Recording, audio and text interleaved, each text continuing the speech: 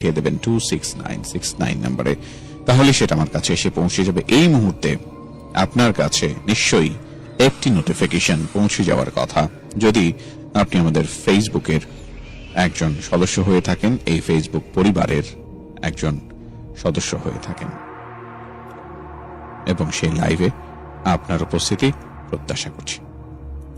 যারা যুক্ত হয়ে গেছেন তাদের সবার জন্য রইল শুভেচ্ছা, ভালোবাসা। এক্ষুনি শেয়ার করে দিন সব বন্ধুরা যেন একসাথে যুক্ত হতে পারেন। শাকিল আমাদের বন্ধু, তার ঘটনা দিয়ে শুরু করছি আমাদের আজকের আয়োজন।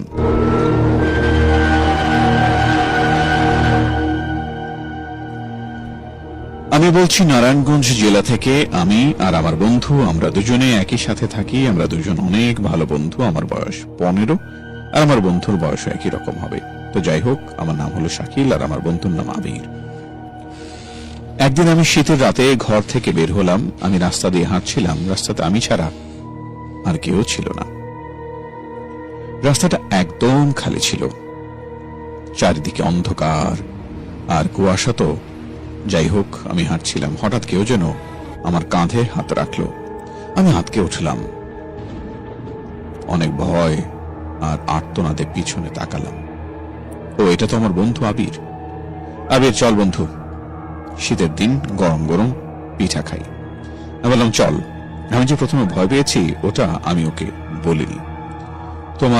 আমরা পিঠা খেতে গেলাম, পিঠা খাচ্ছিলাম আর কিছু গল্প করছিলাম। যাই হোক, পিঠা খাওয়া শেষ। আমার বন্ধু কিছু পিঠা আর কিছু ভাজা পোড়া নিল বাসায় নিয়ে যাবে বলে।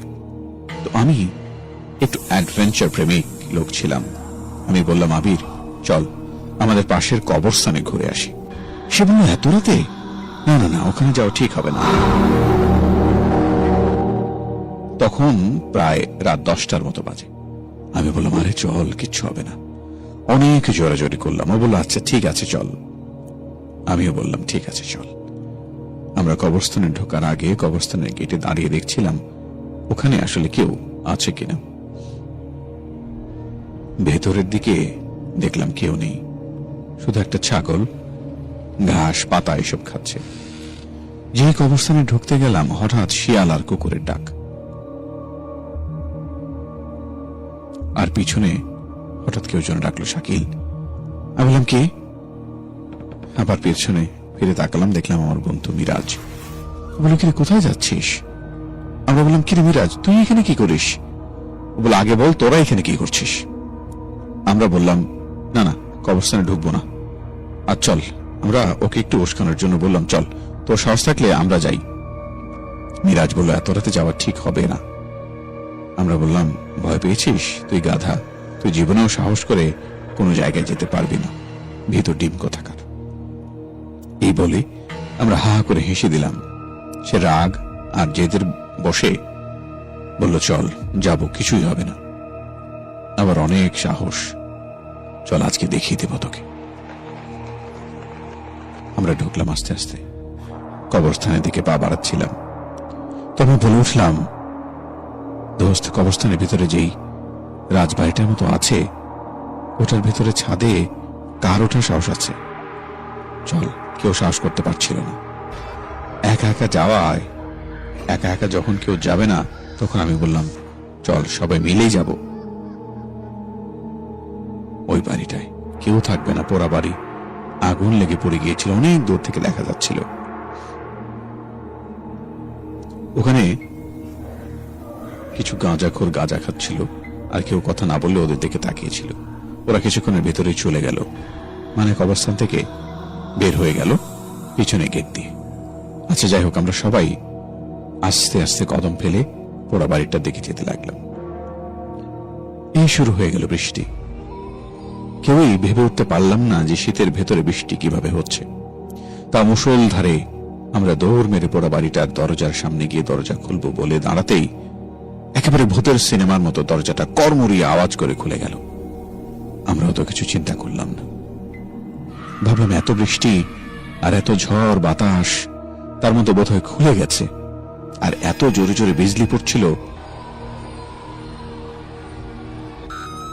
যেন আকাশ ভেঙে পড়ে যাচ্ছে। ঘরের ভিতরে ঢুকলাম, এখন আমার বন্ধু মিরাজ বলল, এখন তো বৃষ্টির, ছাদে গেলে ভিজে যাব। আমরা বললাম, হ্যাঁ, ছাদে এখন আর যাব না। আমার শরীর একটা চাদর বেশ বড় সড়ো, আর এই ঘরটাতে একটা সিটের মতো ছিল, সেটাতে বসে আমার চাদরটা তিনজনে মুড়ে বসেছিলাম।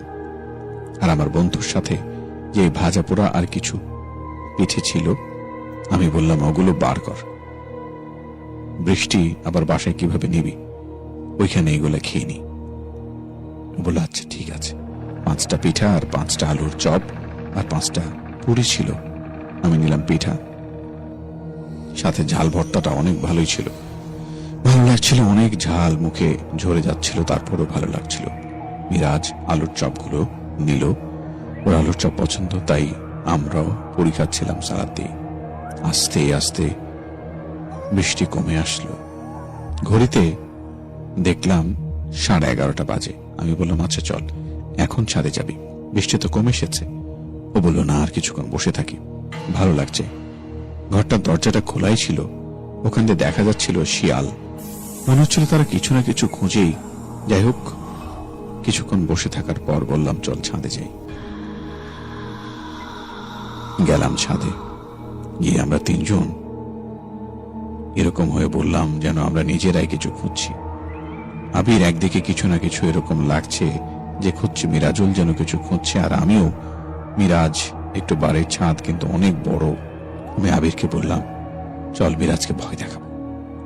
মিরাজ ছাদের কোণে কিছু একটা দেখার চেষ্টা করছিল, যেটা আমাদের সাথে কিছু বলেনি। যাই হোক, আমরা ভাবছিলাম ওকে ভয় দেখাবো। আমরা পিছনে গিয়ে চিৎকার দিলাম, ও ভয় পেয়ে গেল আর বলল, আরে আমি ভয় পেয়ে গেছি, এরকম কেউ করে? আমরা হা করে হেসে দিলাম। বললাম, এত বড় হয়েছিস তারপরও ভয় পাস? ওখানে আবার একটা জলপাই গাছও ছিল, ওটা থেকে জলপাই পড়ছিল। আরে মিরাজ সেই আগের মতোই একটা একটা করে কবরে তাকিয়ে কিছু দেখার চেষ্টা করছিল, কিন্তু আমরাও ওই কবরটা ঠিক মতো দেখতে পাচ্ছিলাম না। আমরা একটু দূরে ছিলাম, তাই আমরা জলপাই পাচ্ছিলাম। আর অনেক আগের জলপাই ছিল, ওটাতে শেওলা জমেছিল। বিরাজ হঠাৎ ছাদ থেকে পা পিছলে পড়ে গেল। আমরা পারছিলাম না। হঠাৎ আমরা দেখলাম, আমরা ওকে খুঁজতে লাগলাম। বলে, মিরাজ তুই কই চলে যাচ্ছিস? ও এখন এসে পড়লো এবং আমরা অনেক ভয় পেয়ে গেলাম। কোনো সারা শব্দ নেই। আবির বলল, না রে, মনে হচ্ছে ওর কিছু হয়েছে। আমি বললাম, কি হবে? ও তো এখানেই ছিল, লুকিয়ে আছে বোধহয়। ও যেখানে দাঁড়িয়ে ছিল সেখানে গিয়ে দেখি নিচের দিকে একটা কবর থেকে একটা মরা বের হয়ে আসছিল। সে মাটিতে ভর দিয়ে কবরের নিচ থেকে উপরে উঠে আসার চেষ্টা করছিল। ওর মাথা নেই, আর বুকে চোখ দুটো জ্বলজ্বল করছে আগুনের মতো। ওটা দেখে আমি আর কোনো নড়াচড়া করতে পারলাম না। তারপর আমি দৌড় দিলাম এবং কিছু দূরে এসে অজ্ঞান হয়ে গেলাম। তারপর আমাকে বাড়িতে নেওয়া হয়েছিল।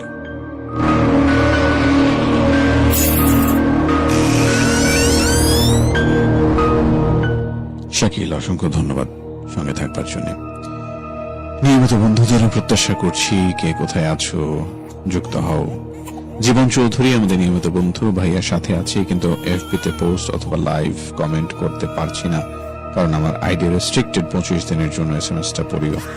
নিশ্চয়ই তোমার SMS পড়বো না, সেটা হতেই পারে না। এবং প্রত্যাশা করছি তুমি ভালো আছো, সুস্থ আছো। বহুদিন কথা হয় না, মনে হয় প্রিয় মানুষগুলোর সঙ্গে অনেক দিনের একটা দূরত্ব হয়ে গেছে। অনেক দিন ধরে দেখা হয় না, অনেক দিন ধরে কথা হয় না।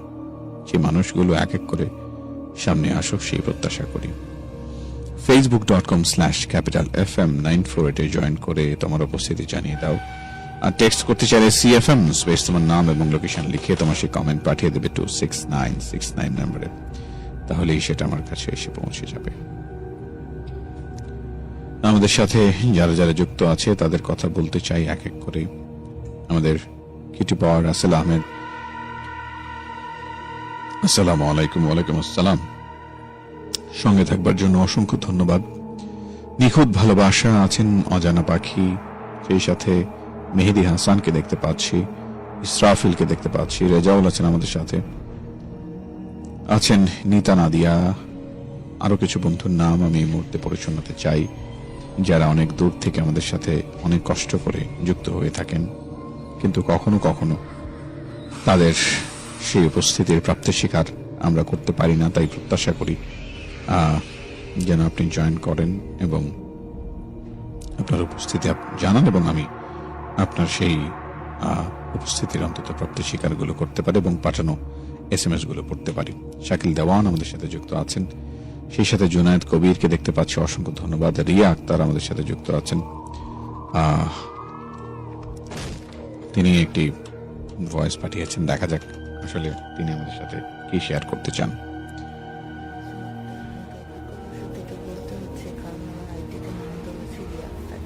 কারণ কিছুদিন যাবত আমি দেখতেছি যে তাবিজে আমি যে স্টোরিগুলো বলছি, তো অনেক ফ্রেন্ড আছে যারা তাবিজের সাথে কানেক্টেড আছে, তাবিজের পেজের সাথে যুক্ত আছে। কিন্তু এত অল্প ভয়েস আসলে আমরা ঠিকমতো শুনতে পাচ্ছি না তার কথা, রিয়ার কথা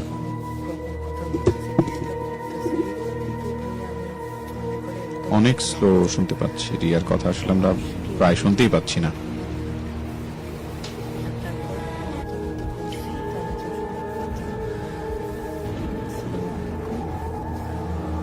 আমার মনে হয় রিয়া আরেকবার যদি একটু কষ্ট করে এই এই এই ভয়েসটি যদি আরেকবার একটু কষ্ট করে পাঠাও, তাহলে বোধহয় আমাদের জন্য ভালো হয়, যে আমরা বুঝতে পারবো যে তুমি আমাদের সাথে যুক্ত আছো এবং তোমার পাঠানো সেই ভয়েসটা আবার আমরা প্লে করতে পারবো। কারণ এটিতে একেবারেই শব্দ নেই, মানে খুব অল্প শব্দ, যেটা আমি নিজেই শুনতে পারছি না, আমাদের বাকি বন্ধুরাও নিশ্চয়ই এখান থেকে শুনতে পারবেন না। আচ্ছা, প্রত্যাশা করছি বাকি আমাদের নতুন বন্ধু এবং পুরনো বন্ধু সবাই এক এক করে জয়েন করবেন। জাকির রহমানকে দেখতে পাচ্ছি, জনি আছেন আমাদের সাথে, সেই সাথে আরফা রয়েছেন,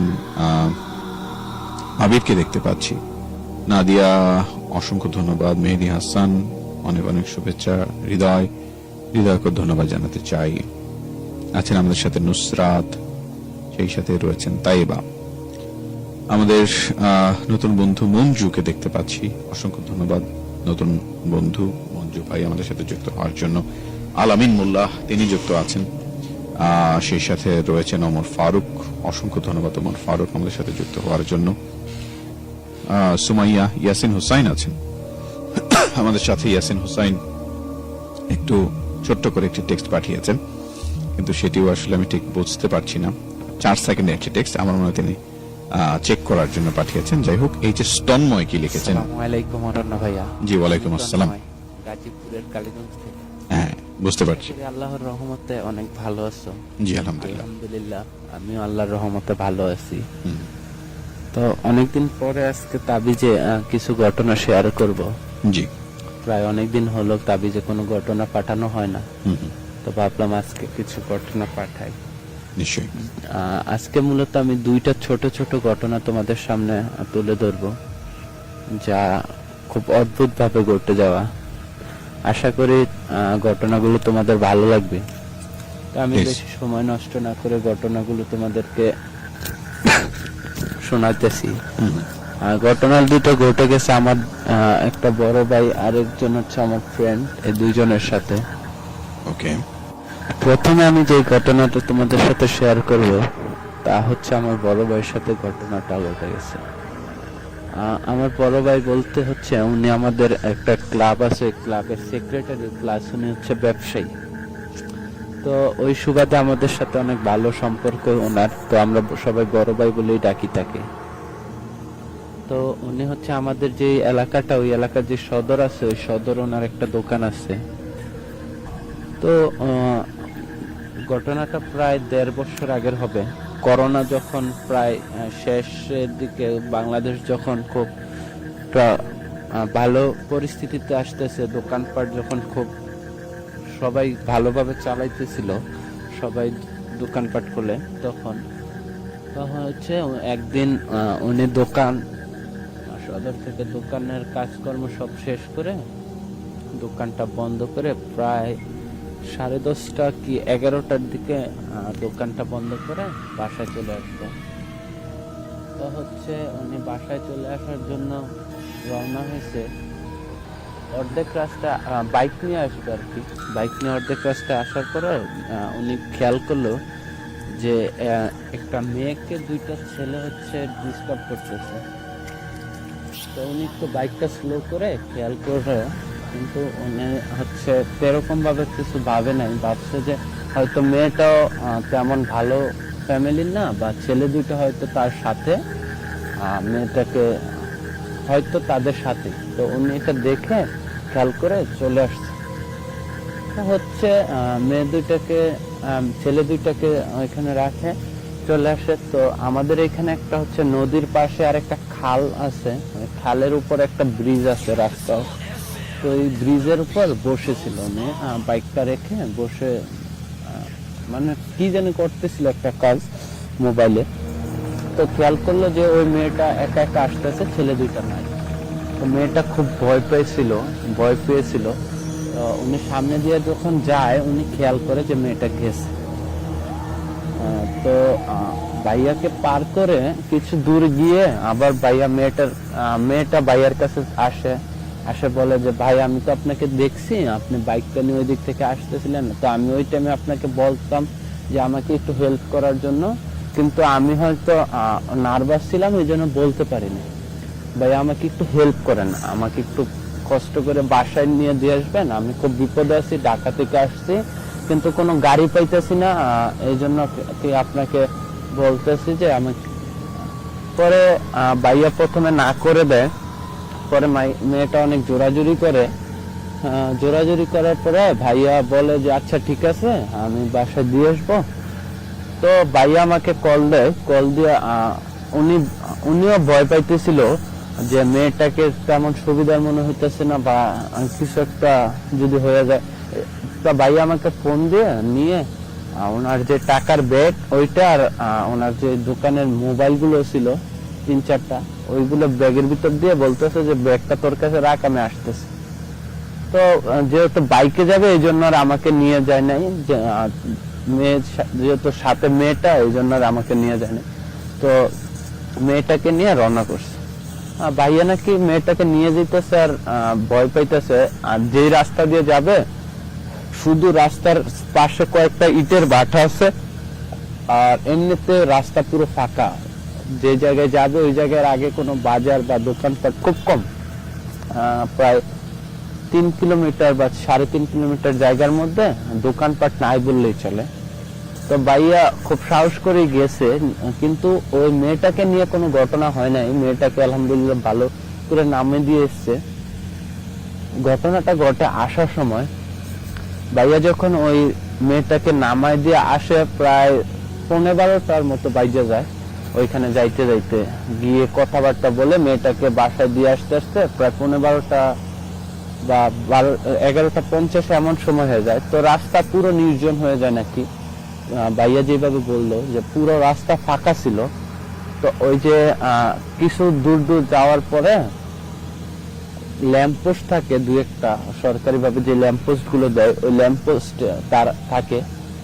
তো ভাইয়া যখন বাইকটা নিয়ে আসতেছিল, ভাইয়া খুব গতিতে যে বাইক চালায় তা নয়, আবার মানে মিডিয়াম আর কি। তো বাইকটা নিয়ে যখন আসতেছিল, ভাইয়া দূর থেকে হেডল্যাম্পটা যখন জ্বালানো ছিল, দূর থেকে হয়তো খেয়াল করতেছিল যে সামনে হয়তো কোনো লোক দাঁড়ানো এই ফাঁকার ওই নির্জন রাস্তায়, তাকে ইশারা করতেছে দাঁড়ানোর জন্য, মানে সিগন্যাল দিতেছে আর কি। তো ভাইয়া মনে মনে চিন্তা করতেছে, এখন যেই হোক বা আরো বড় কেউ হলো, আমি এখানে বাইক দাঁড় করাবো না, আল্লাহ আল্লাহ করে শুধু বাসায় চলে যেতে হবে। ভাইয়া ভয় পাইতেছিল, একবারে ফাঁকা রাস্তা, কোনো গাড়ি ঘোড়া খুব কম, মানে গাড়ির চলাচল খুব কম ছিল। তো ভাইয়া ভয় পাইতেছিল। তো উনি ইশারা দেওয়ার পরে মনে আরেকটা কুচিন্তা হইলো যে এখন যেই হোক আমি গাড়ি থামাবো না। তো ভাইয়া হচ্ছে গতিতে একটু বাড়িয়ে দিয়ে চলে আসতেছিল।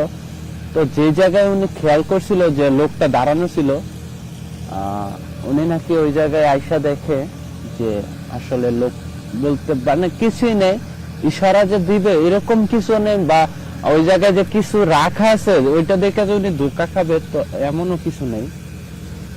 তো উনি ওইটা দেখে ভয় পেয়ে যায়, তো বাইকটা একটু জোরে চালায় চালায় আসতে থাকে।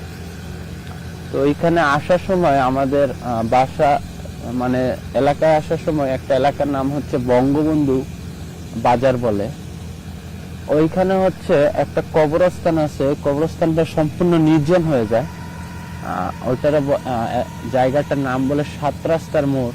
ওইখানে আসার সময় কবরস্থানের আসার সময় ভাইয়া দেখলো যে কবরস্থানের দিক থেকে একটা কালো বিড়াল ভাইয়ার বাইকের সামনের চাকার দিকে মানে হঠাৎ দৌড় দিল, দৌড় দিয়ে এসে চাকার নিচে পড়ে গেল। তো একটা আওয়াজ বিকট, মানে যেরকম হাড়গোড় ভাঙলে যেমন একটা আওয়াজ হয় ওরকম একটা আওয়াজ পেলো। তো ভাইয়া ভয় পেয়ে মনে করলো যে বিড়ালটা হয়তো মারা গেছে। তো ভাইয়ার সাহস করে পিছনে যায় যে দেখবে, ওই রকম আর সাহস হয় না তার, যে বিড়ালটা কি মরে গেছে না কি হয়েছে। উনি ভয়ে বাইকটা নিয়ে আর চলে আসার পরে উনি বাসায় মানে আসা ওই 12টার সময় রাতে গরম পানি করে, তারপর গোসল করে উনি মাকে সব বলার পরে উনি মা তাকে মাছ, প্রচলিত নিয়ম অনুযায়ী ওনাকে মাছ খাইতে দেয় না। তো পরের দিন কি হয়, উনি আমাকে ফোন দেয় সকাল সকাল, প্রায় 6টা 6:30টার দিকে আমাকে কল দিয়ে বলে যে ওই জায়গায় যাবে, বাইকটা নিয়ে বের হয়। তো আমি আর ভাইয়া ওই জায়গায় যাই। ভাইয়া বিশ্বাস করবা না, যে চাকার তলে যে বিড়ালটা যে জায়গায় পড়ছে, আমরা ওই জায়গায় যাওয়ার পরে দেখি যে ওইখানে যে ওই বিড়ালটা চাকার তলে পড়লে হয়তো দেখা গেছে যে বিড়ালটা মরার পরে কোনো অন্য প্রাণী বিড়ালটাকে টেনে বা খাওয়ার জন্য নিয়ে চলে গেছে, কিন্তু অবভিয়াসলি আগের দিন রাতে যদি বিড়ালটা মরে, পরের দিন সকাল 6টার সময় অন্তত ওই জায়গায় কিছু পরিমাণ রক্ত বা হচ্ছে গিয়ে কোনো স্পট তো থাকবে, কোন রকম স্পট বা রক্ত বা ওইটার কোনো অস্তিত্ব বা এইখানে যে কিছু একটা চাকার তলে পড়ছে ওই রকম কিছু বলতে কিছু ছিল না। মানে অ্যাক্সিডেন্টলি যে কিছু হবে ওই রকম কিছুই ছিল না। রাস্তাটা পিছে ডালাই ছিল, এরকম জায়গায় কিচ্ছু বলতে কিছু না, একবার ফ্রেশ ছিল জায়গাটা। তো ওইটা দেখে ভাইয়া ভয় পেয়ে যায়, বলে যে আল্লাহ আমাকে রহমত করছে, ওই টাইমে আমি পিছনে আসি নাই বা থামি নাই এবং বাসায় গিয়ে গোসল করে নিছি। তো এই ছিল ভাইয়া একটা ঘটনা। আরেক ঘটনা ঘটে যে কয়েকদিন আগে বিশ্বকাপ খেলা গেছে, ওই টাইমে আমার এক ফ্রেন্ড, আমরা হচ্ছে আর্জেন্টিনার খেলা যখন 1টার সময় হয়, তো ওই খেলাটা দেখার পরে যখন গ্রুপ পর্বের খেলাগুলো হয়, তখন খেলাটা দেখার পরে সবাই যার যার মতো হচ্ছে বাসা চলে যাব। তো আমরা হচ্ছে আমাদের যে ক্লাবটা আছে ওইখানে বসে খেলা দেখি সবাই। তো সবার বাসায় মোটামুটি কাছাকাছি আছে, কিন্তু আমার যে ফ্রেন্ডের কথা বলছি ওর বাসাটা একটু দূরে, ওই ক্লাব থেকে প্রায় 3-4 মিনিট হাইটা, আরো বেশি হবে, প্রায় 10-12 মিনিট হাইটা যাইতে হয়। তো রাস্তাটা হচ্ছে একবারে গলি মতো, রাস্তাটা সরু, আর হচ্ছে এত রাতে ওইদিকে লোক থাকে না, প্রায় 3টা 20-এর মতো বাজে গেছে, সবাই ঘুমন্ত অবস্থায়, শুধু আমরা খেলা দেখে ক্লাব থেকে সবাই বাসায় চলে যাবো এমন অবস্থায়। তো সবাই যার যার মতো বাসায় চলে যাবে। তো সবাই জিজ্ঞেস করতেছে, যেহেতু সবার বাসায় কাছাকাছি, চলে যেতে পারবো। তো আমার ফ্রেন্ডকে সবাই জিজ্ঞেস করতে গেছে, আমরা কি তোরে আগায় দিয়ে পরে বাসায় যাবো না কি? তো আমার ফ্রেন্ড বলতেছে, না আমি একাই যাইতে পারবো, তোরা চলে যা, আমিও একাই চলে যাবো। তো সবাই যার যার মতো চলে গেছে, সেও চলে গেছে। পরের দিন সকালে সে বলল সে নাকি যাওয়ার সময় মনে হইতেছিল যে তার সাথে সাথে কেউ হাঁটতেছে, এবং যতখানি সে গেছে সাথে যাওয়ার সময় খুব প্রচন্ড পরিমাণে সুগন্ধির একটা ঘ্রাণ তার নাকে আসতেছিল, এবং তার পিছন পিছন বা সাথে কেউ হাঁটতেছে এমন একটা অনুভূতি হয়েছিল।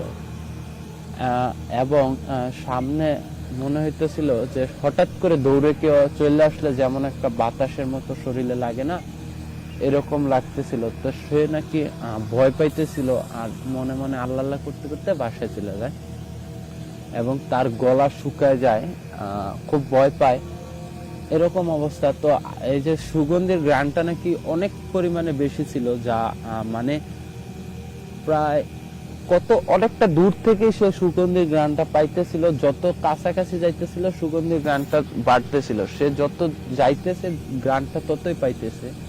তো বাসায় যাওয়ার পরে এক পর্যায়ে সে দরজায় টোকা দিতেছে, তার আম্মা ঘুমায় গেছে।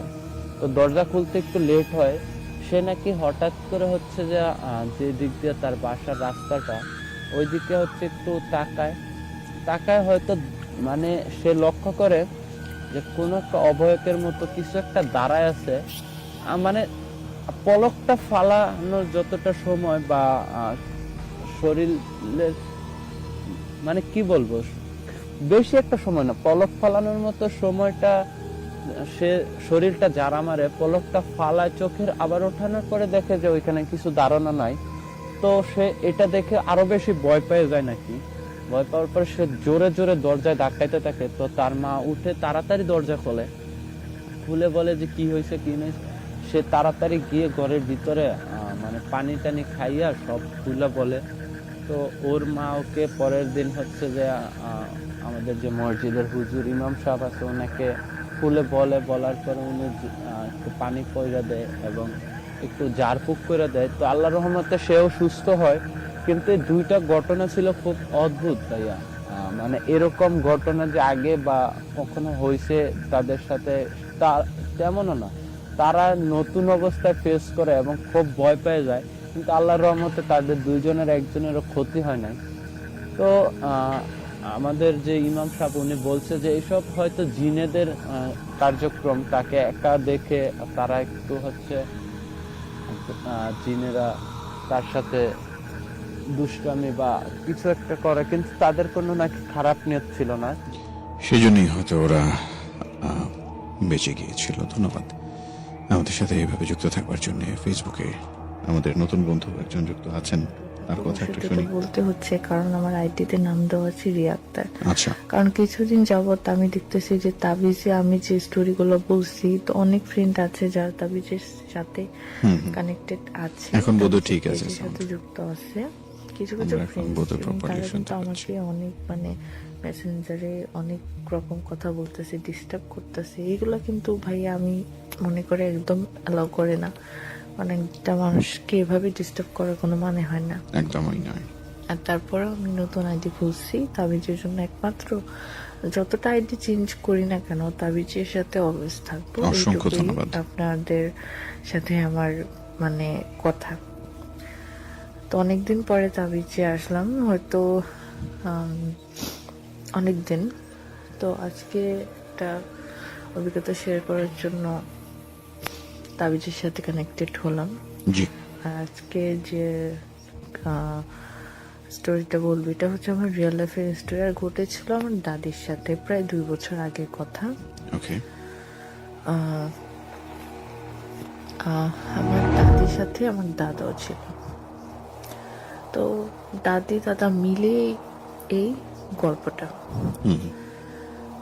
তো অনেক রাতে দাদির নাম্বারে ফোন আসে যে তাদের একটা দাদা বাড়ির, আমার দাদার হচ্ছে ফুফাতো বোনের ছেলে মারা গেছে। তো সেজন্য রাত করে তারা দেখতে যাবে। তো আমার দাদি তো মনে করলো যে যেহেতু নানাসের ছেলে, সেহেতু দেখতে তো যেতেই হবে।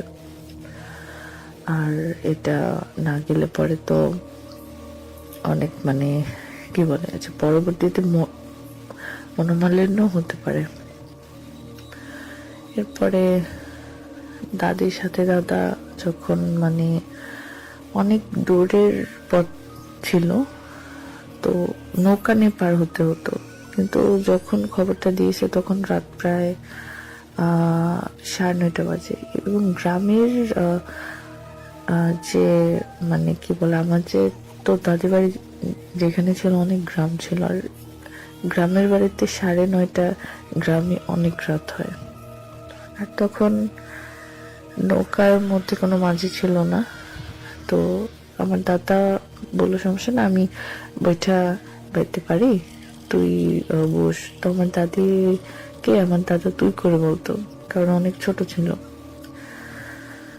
তো বইটা বাইতে বাইতে গেল, কিন্তু যখন বইটা বাইতে লাগলো তখন তাদের কাছে মনে হলো যে তাদের নৌকার ভিতরে পানি পানি যত কিছু ঢুকতেছে, হ্যাঁ, কিন্তু এটা পানি না, পানির মতো লাগতেছে, তারা ফিল করতেছে।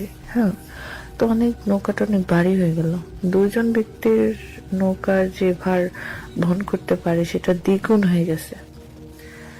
তো এখন খুবই চিন্তিত। আমার দাদি সুরাটরা পড়তেছে, আয়াতুল কুরসি পড়তেছে, তারপরে সূরা ইউনূস পড়তেছে, অনেক রকমের সূরা পড়তেছে, সূরা নাস পড়তেছে। তা আমরা যতদূর জানি যে শয়তানের প্ররোচনা থেকে বাঁচার জন্য সবচাইতে যে দুইটা সূরা মাস্ট আমাদের পড়তে হবে, সেটা হচ্ছে আয়াতুল কুরসি এবং সূরা নাস। এই দুইটা সূরা কিন্তু অনেক অনেক উপকারী। এরপরে যখন দাদা নৌকা দিয়ে যাচ্ছে, বইটা বাইতে লাগতেছে, এরপরে অনেক কষ্ট সিদ্ধে তারা ওইখানে গিয়ে পৌঁছায়। তো মরাঠরা দেখার পরে তারা ভাবতেছে যে রাত প্রায় 11:30 মতো বেজে যাচ্ছে, প্রায় 12টার দিকে চলে যাচ্ছে ঘড়ির কাঁটা। তারপরে দাদি খুবই চিন্তিত যে নদীটা আসার সময় যে ঘটনাটি তার এক্সপিরিয়েন্স করেছে, যে নৌকাটা ভারী লাগতেছে, তো ভয় ভয় পেয়ে আসছে। তো দাদি কিন্তু যাইতে চায়নি যে আজকে এখানে থাকি তো ননাসদের বাড়িতে। তো আমার দাদা বলল কি না, এখানে যেহেতু মানে বাচ্চারা ঘরে একলা আছে, মানে আমরা মানে সবাই ছিলাম, তো বললো যে নাতি নাত্তুর সবাই আছে, ও এখানে একলা ভয় পাবে। আবার আমি যখন মানে গ্রামের বাড়িতে গেতাম তো আমাদের চাস্তো বোন ছিল ছোট ছোট, ওদের নিয়ে ঘুমাসতাম। তো এই জন্য বলতেছে টিনের ঘর ছিল, তো মানে এক রুম থেকে আরেক রুম খুবই কাছে। তো সেই জন্য দাদা বললো যে এখন যদি না যাই তো বাচ্চারা ভয় পাবে। তো দাদি না মানে না যাওয়া সত্ত্বেও কেন জানি দাদার হাতে হ্যাঁ বলল। আসল ঘটনাটার শুরু এখানে। তো রাস্তা দিয়ে হাঁটছে, তো দেখতে পাচ্ছে যে একটা বৃদ্ধ একটা লোক হাতে কিছু মাটি। তো মাটির আমরা তো জানি যে গরুর থেকে যে আমরা কি বলে কাউডাংটা পাই, কি বলে ওটাকে, মানে গোবরটার মতো করে করে উনি ফেকতেছে। তো এটা এইরকম করে, তো আমার দাদা খুবই মানে রাগান্বিত হয়ে জিজ্ঞেস করলো, কি রে আপনি এত রাতে এখানে কি করতেছেন এগুলা? তো লোকটা কোনো কথা বললো না। তো আবার একই প্রশ্ন জিজ্ঞেস করলো আমার দাদা, বললো কি, তখনও লোকটা কিছু বললো না। থার্ড টাইম যখন জিজ্ঞেস করলো তখন লোকটা খুবই রাগান্বিত হয়ে বলল যে আমি এখানে যা মন চাই তা করবো, তোর কি, তুই তোর কাজে যা, আর তুই আমাকে বিরক্ত করার যে পরিণতিটা সেটা সামনে টের পাবি। তো শুধু এইটুকু আমাদের দাদা স্পষ্ট শুনতে পারলো। এবং তারপরে অন্যদিকে যখন পলকটা পড়েছে আমার দাদা দাদি, তারপর ওইদিকে যাওয়ার পরে দেখে কেউ নাই, ওখানে যে বৃদ্ধ লোকটা ছিল সেখানে নাই, এবং যে মাটির টুকরাগুলো নিচে পড়া ছিল সেগুলো কিচ্ছু নাই, একদম পুরো পরিষ্কার। তো এরপরে সামনের পথে যাচ্ছে, তো অনেকগুলা কালা কুকুর, চোখগুলো ভীষণ লাল আগুনের গোলার মতো।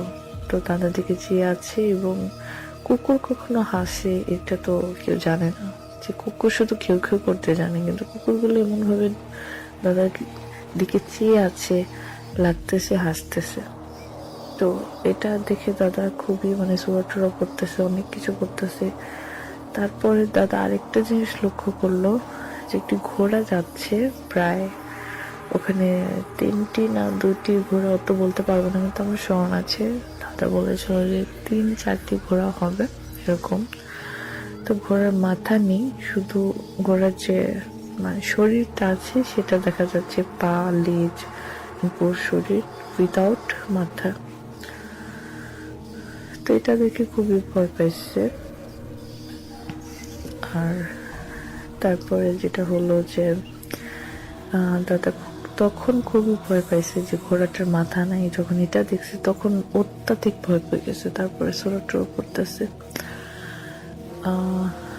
তারপর অনেক কষ্ট সিদ্ধে সোরাটোরা করতে করতে তারা দেখতেছে যে যখন নদীর তীরে আসছে তখন নৌকাটা কিন্তু তারা মানে যাওয়ার আগে, মানে তাদের ওই মোড়াবাড়িতে যাওয়ার আগে নৌকাটা একটা রশি দিয়ে বেঁধে রাখছিল, কিন্তু ওই নৌকাটাকে যেন খুলে মাঝ নদীতে নিয়ে গেছে।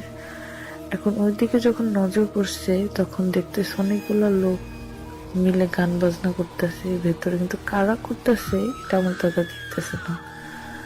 এরপর যখন অনেকবার ডাক দিল, এই এই নৌকা এইদিকে আনেন, তারপরে কোনো জবাব দিচ্ছে না। তারপর অনেকক্ষণ পরে তো অন্যদিকে ব্লক পরে পরে দেখতেছে যে একে একে নৌকাটা তাদের দিকে অগ্রসর হচ্ছে। তারপরে এটা দেখে তো দাদা ভাবছে হয়তো কোনো মানুষ ভেতরে আছে, কিন্তু যখন নৌকার ভেতরে তারা ঢুকে তখন অনেক অবাক হয়ে যায়। এটা অবাক হওয়ারই কথা, যখন নৌকাটা পাড়ে আসতেছে, মানে মানে তীরে আসতেছে, তো তখন যদি আপনি দেখেন যে নৌকার ভেতরে কেউ নাই কিন্তু নৌকাটা একলা একলা আসতেছে, তখন আপনাদের ফিলিংটা কেমন হবে? যাদের সাথে এটা ঘটেছে একমাত্র তারাই জানে। এবং আমার দাদা দাদি খুবই ভয় পাইছে এটা দেখার পরে। তারপরে সেম ঘটনা নৌকা নিয়ে, মানে বৈঠা নিয়ে যখন বাইতে শুরু করে নৌকাটা ভারী মনে হয় এবং কে যেন খিলখিল করে হাসতেছে চারপাশ দিয়ে, এবং চারিপাশ দিয়ে শিয়ালের গর্জন, কুকুরের গর্জন, এইগুলা শুনে আমার দাদা দাদি অনেক জোরে জোরে সুরা পড়তেছে।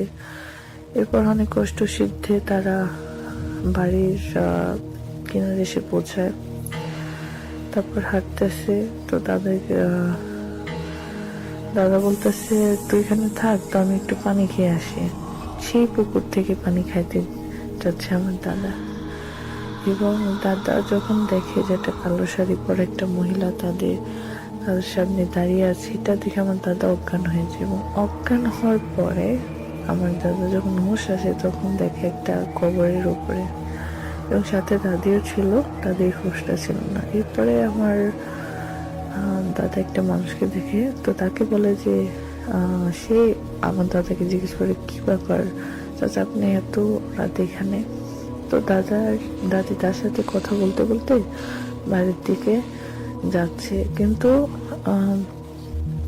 যখন অন্যদিকে পলক পড়ছে ওই দিকে আবার তাকে দেখে তাদের সাথে কেউ নাই, এবং তারা দাঁড়িয়ে দাঁড়িয়ে কথা বলতেছে ওই কবরের উপরে যতক্ষণ আগে তাদের যখন জ্ঞানটা ফিরছে তারা যে কবরের উপরে ছিল সেই কবরের উপর তারা দাঁড়িয়ে আছে। এটা দেখে আমার দাদা আবারও অজ্ঞান হয়ে যায়। এবং তারপরে প্রায় এরকম করতে করতে রাত 4:30টার মতো, হয়তো 4:30 3:30টার মতো হবে কিনা জানি না, কিন্তু রাত। তো ওই সময় আমার যে চাচাতো ভাই ছিল সে দাদিকে বেহুশ অবস্থা পায় এবং তারপরে বাসায় নিয়ে যায়। তারপর সকালে বৃত্তান্ত এই ঘটনাগুলো বলে। তারপর অনেক টুকিতে আমার দাদা দাদিকে ঝাড়ফুঁক করে এবং ইনশাল্লাহ এখন ভালো আছে। তো এটাই ছিল আমার ঘটনাগুলো। তো আশা করি সবার অনেক ভালো লেগেছে, এবং অরণ্য ভাইকে অনেক ধন্যবাদ, সবাইকে অনেক ধন্যবাদ। আল্লাহ হাফিজ। অসংখ্য ধন্যবাদ আপনাকে ওর সঙ্গে থাকবার জন্য। ফেসবুকে যুক্ত আছেন, সেই সাথে পৃথিবীর যে প্রান্ত থেকে যেখানে যেভাবে যুক্ত আছেন, অনেক অনেক শুভেচ্ছা এবং ভালোবাসা জানাতে চাই আমাদের প্রত্যেকটি বন্ধুকে। ছোট্ট বিরতিতে যাব, তার আগে ফারিহা ফেরদৌসের একটি ঘটনা শেয়ার করতে চাই। ফারিহা ফেরদৌস আমাদের নিয়মিত একজন বন্ধু। প্রত্যেক সপ্তাহেই তার উপস্থিতি আমরা পাই। ক্যাপিটালের প্রতি, তাবিজের প্রতি তার যে টান, তার যে ভালোবাসা আমাদেরকে মুগ্ধ করে। অসংখ্য ধন্যবাদ ফারিহা আমাদের সাথে যুক্ত থাকার জন্য। বলছেন আসসালামু আলাইকুম অর্ণব ভাই, বহুদিন পর একটি ভৌতিক ঘটনা আপনাদের সাথে আলোচনা করছি। আজ সেই ঘটনাটা বলবো, এক জেলে এবং তার বন্ধু ও আরেক জাদুকরকে নিয়ে। জেলেটির সাথে আগেও নদীতে মাছ ধরার সময় অতিপ্রাকৃতিক ঘটনা ঘটেছে। এই ঘটনাটি জেলেটি তার বাল্যকালের বন্ধুকে বলেছিল। বলে রাখা ভালো, তার বন্ধু শহরে চাকরি করেন, ছুটিতে তিনি গ্রামের বাড়িতে আসেন। তিনি যখন তার বন্ধুর কাছ থেকে ঘটনা শুনছিলেন, তিনি তখন বিস্মিত হয়েছিলেন। তিনি তার বন্ধুকে বলেন, আমার এক পরিচিত লোক আছেন, তিনি সেই জায়গাটিতে গিয়ে মূল সমস্যাটি বের করতে পারবেন। জেলেকে তিনি বলেন, আমি আগামীকাল ওনাকে নিয়ে আসব, তুমি আমাদের সেখানে নিয়ে যাবে। তবে জেলে এই প্রস্তাবে রাজি হচ্ছিল না, কারণ আগেই তার সাথে ভয়ানক ঘটনা ঘটে গিয়েছে সেখানে। তবুও তিনি অধিক অর্থের লোভে যেতে রাজি হয়। অনেক খোঁজাখুঁজির পর তারা জায়গাটি খুঁজে পান। জেলে ওনাদের নামিয়ে দিয়ে যখন আসছিলেন, সেই সময় জাদুকর এক সাধনার কারণে সে জায়গায় পরিবেশ গরম হয়ে যাচ্ছিল। তিনি যখন নৌকা ঘুরিয়ে নৌকার লাঠি দিয়ে জোরে চালাচ্ছিলেন, তখন তিনি সে স্থানে বেশ অনেকটি অদ্ভুত মৎস্যরূপী পিশাচ নারী, যাদের কানগুলো ছিল বড় আর দাঁত ছিল সামনের দিক দিয়ে অনেক বড়, এমন দেখতে পান। তিনি দেখে ভয়ে সেখান থেকে সরে পড়েন। সেই স্থান থেকে অনেক দূরে এসে তিনি জাল ফেলে মাছ ধরছিলেন। হঠাৎ তিনি দূর থেকে মানুষের চিৎকারের শব্দ শুনতে পান। তিনি সাহস করে সেই জায়গায় গিয়ে শুধুমাত্র তার বন্ধুকে অজ্ঞান অবস্থায় পান। জ্ঞান ফেরানো হলে তাকে জাদুকরের কথা জিজ্ঞেস করা হলে কিছুই বলতে পারেন না, শুধু বলে নিয়ে গেছে ওরা ওরা। আসলে পরে জানা যায় জাদুকরের উদ্দেশ্য ছিল সাধনার মাধ্যমে জল পিশাচদের আয়ত্তে আনা। ভাই, আজ তাহলে বিদায় নিলাম। আল্লাহ হাফিজ। অসংখ্য ধন্যবাদ ফারিহা ফেরদৌসী আমাদের সাথে যুক্ত থাকার জন্য। আরো বেশ কিছু বন্ধু আছেন যুক্ত, যারা অডিও পাঠাচ্ছেন। তারা আর কিছুটা সময় অপেক্ষা করুন। আমি সোহেল রানা সাগরের কথা বলছি। সাগর অডিও পাঠিয়েছেন, তার ঘটনাটি শেয়ার করতে চাইব। তবে তার আগে নেব ছোট্ট একটা বিরতি। বিরতির পর ফিরছি আবারও, সঙ্গে থাকুন। Capital FM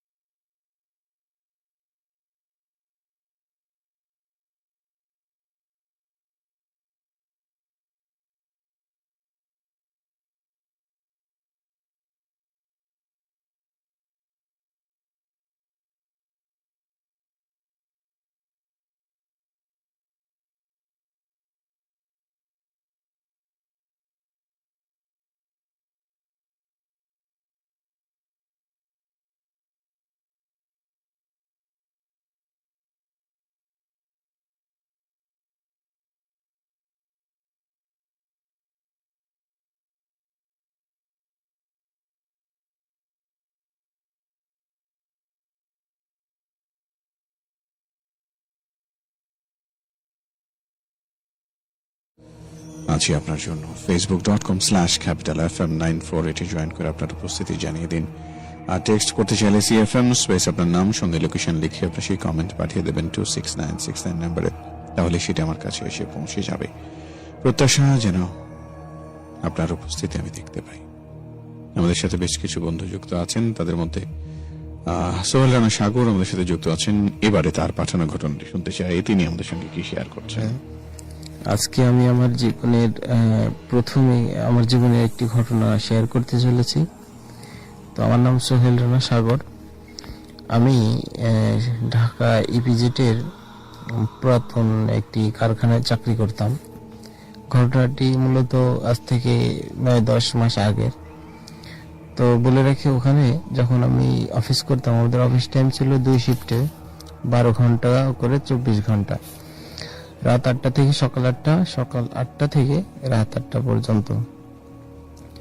তো দিনের বেলায় মাঝে মাঝে যখন দুপুর হতো, সাপোজ যেমন দুপুর 1টা কি 2টো, বা 2টো না, 1টা 2টোর ভিতর না, 2:30টার দিকে বেশিরভাগ আমার মনে হতো যে আমার আশেপাশে কেউ আছে, আমি কাউকে অনুভব করছি।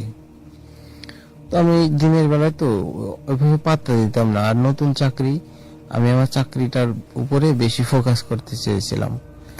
তো এভাবে 1-2 মাস কেটে যায় প্রায়। তো এর ভিতরে একদিন আমি রাতের যখন ডিউটি পড়ে, তখন বাজে খুব সম্ভবত 1টা কি 2টো, গভীর রাত, আমরা সবাই অফিস করছি। অবশ্য আমরা খুবই সূক্ষ্ম কাজ করতাম, যার কারণে আমাদের আশেপাশে ভিড়ভাড়টা থাকতো না। প্রায় 15-20 ফিট দূরে দূরে আমরা এক একজন থাকতাম, আর একজন আরেকজনের মুখ দেখা যেত না। হ্যাঁ, ও আটকানো থাকতো প্রায়, মানে বোঝা যেত যে ওখানে লোক আছে। তো যখন আমরা অফিস করি এমন নাইটে, তো একদিন আমার মনে হলো আমার পাশে কেউ দাঁড়িয়ে আছে।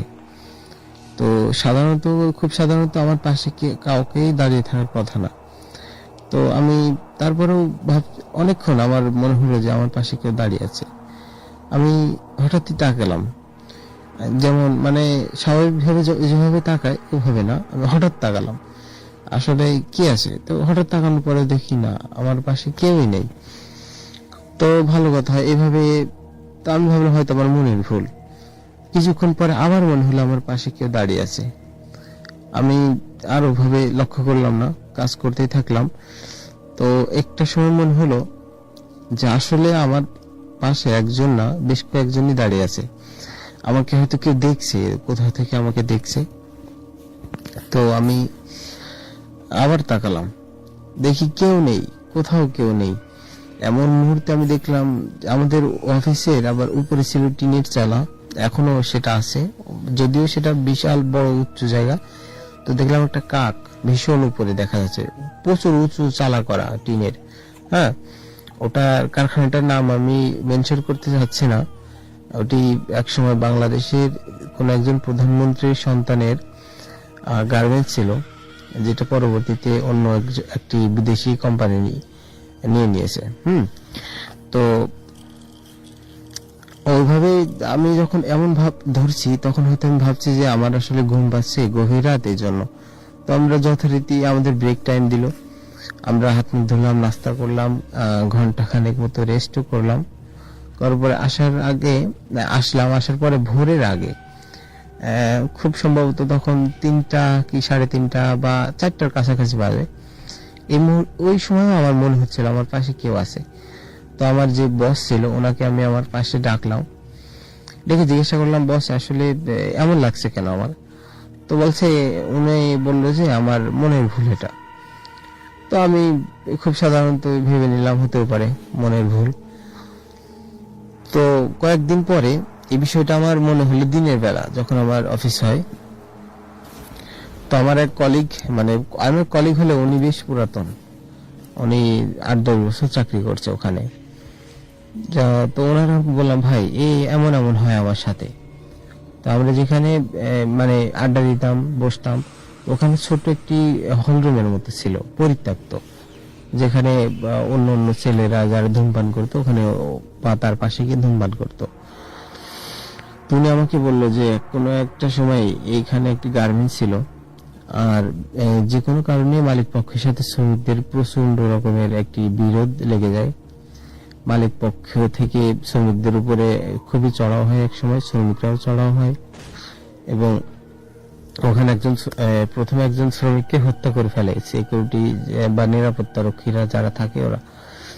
তো অনেক শ্রমিক খেপে যায়, যার পরিপ্রেক্ষিতে রাতের বেলা ওখানে কয়েকজন শ্রমিককে মেরে ফেলানো হয় এবং ওই পরিত্যক্ত ঘর এখন যেটা দেখা যায় ওই ঘরে তাদেরকে রেখে দেওয়া হয়, বেশ কয়েকদিন রেখে দেওয়া হয়। এবং যখন এটা মোটামুটি একটু মানুষজন জানা শুরু করে যে ওখানে মারা হয়েছে লোকজন, তখন তারা ওই লাশগুলোকে গুম করে দেয়, গায়েব করে দেয়। যেহেতু কোনো একটি প্রধানমন্ত্রীর সন্তানের ছিল ওটা, তো সেই জন্য এটা আসলে খুব বড় রকম পর্যায়ে যায়নি। তো তারপর থেকে নাকি আমি না শুধু, অনেকেই এমন দেখে, অনেকেই অনুভব করে, অনেকের সাথে অনেক রকম ঘটনাও ঘটেছে, কিন্তু আলহামদুলিল্লাহ আমার সাথে কোনো দুর্ঘটনা ঘটেনি, আমি শুধু অনুভবই করেছি। তো এই ছিল আমার প্রথম ঘটনা। অসংখ্য ধন্যবাদ আমাদের সাথে যুক্ত থাকবার জন্য, এবং প্রথম ঘটনাটিও পেয়েছি, ইনশাআল্লাহ আগামী সপ্তাহে আপনার দ্বিতীয় ঘটনাটিও পাবো সেই প্রত্যাশা করছি। তাবিজ অনুষ্ঠান আপনার আমাদের প্রত্যেকের আমাদের এই আয়োজনে যুক্ত থাকার জন্য অন্তরের অন্তঃস্থল থেকে ধন্যবাদ জানাতে চাই। সেই সাথে facebook.com/capitalfm948 জয়েন করে আপনার উপস্থিতি জানিয়ে দেবেন এবং তাবিজের অডিও স্ট্রিমিংটিকে শেয়ার করে দেবেন সব বন্ধুদের সাথে, যেন সবাই মিলে একসাথে আজকের আয়োজনে যুক্ত হতে পারেন। তবে আজ আর না, সময় একেবারে শেষ। আগামী সপ্তাহে আবারও কথা হবে তাবিজে। সবাই ভালো থাকুন, সুন্দর থাকুন, আনন্দে থাকুন, শুনতে থাকুন ক্যাপিটাল FM 94.8। আজকের মতো এখানে বিদায়, শুভরাত্রি, আল্লাহ হাফেজ।